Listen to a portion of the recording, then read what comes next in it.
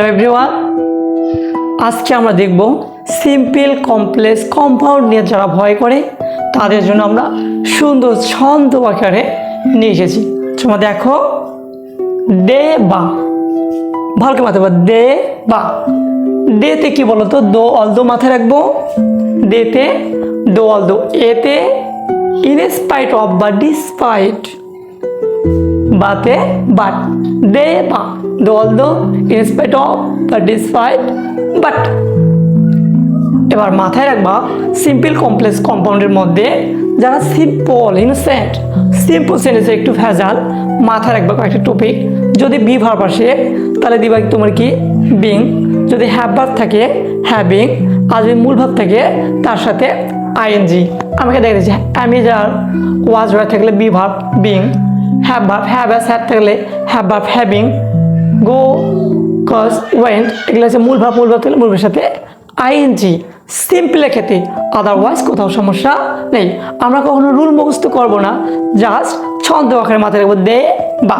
তো দেখো এখানে একটা দেওয়া আছে কি দে বা, অর্থাৎ তোমার এখানে দেওয়া আছে যে though although though he is rich is not heavy. তাহলে এই সেন্টেন্সটা আমরা কোনো রুলস পড়বো না, কিছু জানবো, জাস্ট আমরা অ্যান্সার করবো দে। দেতে দো অলদো আছে, কমপ্লেক্স সেন্টেন্স মাথায় রাখবো না, কমপ্লেক্স সিম্পল অ্যান্ড কম্পাউন্ড। তাহলে এখানে দে বা দিয়ে দোয়াল দো আছে, তাহলে আমরা কি করব, দোয়াল দোর জায়গায় কি দেবো,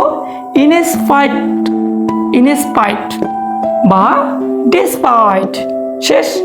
তারপরে কি সাবজেক্টটা একটু মাথায় রাখবা, পজিটিভ ফর্ম, সাবজেক্ট কি ফর্ম, পজিটিভ ফর্ম। তাহলে হির পজিটিভ কি বলতো, হিজ। সিম্পল একটু ভেজাল, সাবজেক্টের পজিটিভ ফর্ম হতে হবে। এবার এই ভার্বগুলো চেঞ্জ, এখানে কি ভার্ব, হ্যাভ ভার্ব, নাচার, মূল ভার্ব নাচার, এখানে অ্যামিজার, বি ভার্ব, তাহলে হবে কি বিং, শেষ।